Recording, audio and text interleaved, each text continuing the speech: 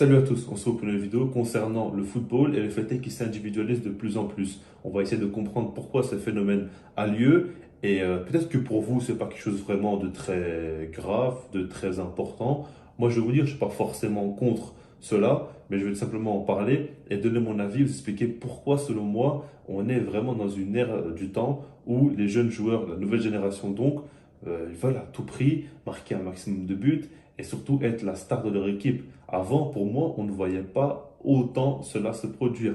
Quand je regarde par exemple Mbappé et Haaland, qui sont obsédés par leur nombre de buts, c'est criant, clairement. Les gars, ils veulent à tout prix marquer un maximum de buts. Ils veulent laisser que des miettes à leurs coéquipiers. Et après, je regarde Vinicius aussi, hein, quand il dit qu'il va à tout prix marquer au minimum 30 buts. C'est un bon objectif, c'est une bonne chose, ok. On voit qu'il se fait quand même statistique et qu'il veut continuer à progresser par rapport à ça. Et il dit pas, par exemple, j'aimerais faire 20 passes décisives ou 30 passes décisives, ou bien j'aimerais encore plus aider mon équipe. Non, le truc qui te sort, c'est j'aimerais marquer 30 buts au minimum. C'est pas forcément quelque chose de mauvais, mais ça prouve que les mentalités ont changé en fait. C'est ça que je veux dire. Et aujourd'hui, on va essayer de comprendre pourquoi c'est le cas. Alors, on pourrait parler beaucoup des statistiques, etc. Comme vous le savez, pour ceux qui me suivent, je suis pas fan des stats parce que je trouve qu'aujourd'hui, on porte trop d'importance au fait est qu'un joueur ait marqué tant ou tant de buts, mais beaucoup moins d'importance à son apport dans le jeu. Et en fait, j'ai l'impression que on est dans une ère du temps où on t'a même plus regardé les matchs. En fait, tu as juste regardé SofaScore, tu regardes les notes des joueurs, tu regardes le nombre de buts qu'il a marqué dans la saison, et puis c'est tout, tu peux te faire un avis sur le gars. Mais c'est pas ça le football, tout simplement. Mais bref, ça, on va mettre un peu de côté.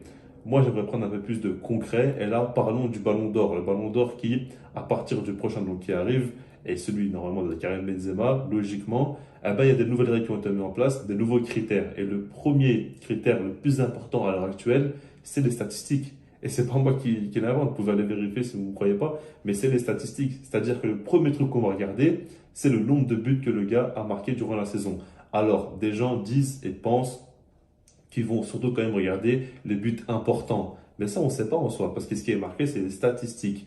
Donc, c'est quand même assez dingue. Et peut-être que, on va dire, la saison passée, Benzema est pas forcément le joueur qui a marqué le plus de buts. Si je ne me trompe pas, Mbappé et Lewandowski ont marqué plus que lui, mais il a marqué les buts les plus importants. Là-dessus, on est tous d'accord pour le dire que il a marqué des buts en huitième, en quart, en demi-finale, des buts qui ont permis au Real Madrid de gagner, de passer devant l'adversaire. Donc du coup, c'était très important, alors que des buts d'Mbappé en Ligue 1 ou des buts d'Haaland en Bundesliga, je dis pas ça pour décrédibiliser leur championnat, mais voilà quoi, c'était moins important. Peut-être qu'ils ont fait gagner leur équipe à certains matchs, mais en soi, le Borussia Dortmund n'a pas gagné le championnat et Paris l'a gagné, mais c'est un petit peu logique quoi, par rapport au fait que la concurrence est peu élevée dans leur championnat. Mais bref, du coup, il faudra voir si vraiment ça se jouera par l'importance des buts ou bien simplement par les statistiques. Ça, c'est quand même des choses à prendre en compte parce que sinon, tu vas dans un championnat un peu éclaté et tu mets un maximum de buts et là, tu es assuré de gagner le ballon d'or. Je pense pas non plus que c'est si simple que ça. Parce qu'il y a d'autres critères aussi à prendre en compte. Mais en fait, si la FIFA met ce critère-là comme celui qui est le plus important pour déterminer quel est le meilleur joueur de l'année, ça prouve que, comme je l'ai dit, les mentalités ont changé. Ça prouve qu'aujourd'hui, on porte beaucoup d'importance à cela et que c'est vu comme quelque chose de vraiment très important. Et en fait, le truc, c'est qu'on a vécu l'ère de Cristiano Ronaldo et de Léo Messi qui ont explosé énormément de records, qui ont marqué énormément de buts, qui ont fait des folies tout simplement. Et du coup, en fait, c'est devenu nos références par rapport à nous qui suivons le foot ou bien par rapport aux joueurs qui veulent se référer à eux. Et tout le monde veut faire mieux qu'eux. Et alors là, on est vraiment sur une bataille où on va marquer plus de buts, etc. C'est un petit peu dommage, quoi, parce que pour moi, c'est pas simplement une histoire de but ou une histoire de record. Je pense que il y a des choses que tu dois apporter dans le jeu, il y a des choses quand même que tu peux faire aussi en dehors du terrain. Et moi, je pense que l'un des facteurs qui fait qu'aujourd'hui le football s'individualise, c'est ok les stats, etc. Mais c'est aussi les réseaux sociaux. Pour moi, ça participe beaucoup. Parce que quand tu vois que par exemple des gars comme Mbappé, Neymar ou quoi, ils peuvent avoir des millions, des dizaines, voire des centaines de millions de followers sur les réseaux sociaux, bah, ça fait que des fois, limite, leur place est plus haute que leur club. Et ça, avant, ça n'existait pas. Il n'y avait même pas besoin de se poser des questions. Aujourd'hui, c'est eux qui font gagner de l'argent à leur club. C'est grâce à eux que leur club, limite, peut faire des bénéfices par rapport au nombre de maillots vendus, ok.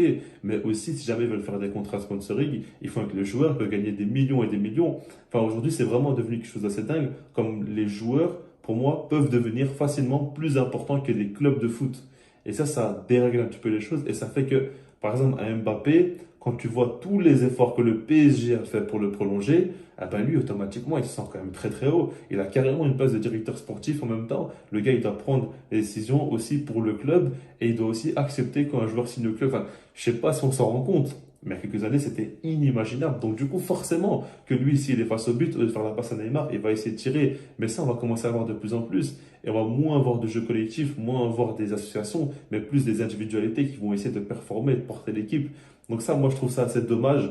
J'attends de voir jusqu'où ça peut aller. Après, ce qu'il faut se dire, c'est que dans le foot, comme dans tous les autres sports, comme dans tout dans la vie, il y a toujours des gens qui ont un ego très développé, qui pensent beaucoup à eux, et puis il y a toujours des gens quand même qui sont plus altruistes. Je pense que voilà, faut pas oublier qu'il y a encore Lewandowski, il y a encore Benzema. Eux, s'ils peuvent faire la passe, ils vont faire la passe. S'ils pensent qu'en faisant la passe, il y a plus de chances de marquer un but, eux, ils vont le faire. C'est pas forcément des gens obsédés par le fait de marquer des buts. Et il y a encore des joueurs comme ça. Et puis même, quand on regarde les milieux de terrain, etc., ils sont pas tous non plus aussi obsédés par les buts.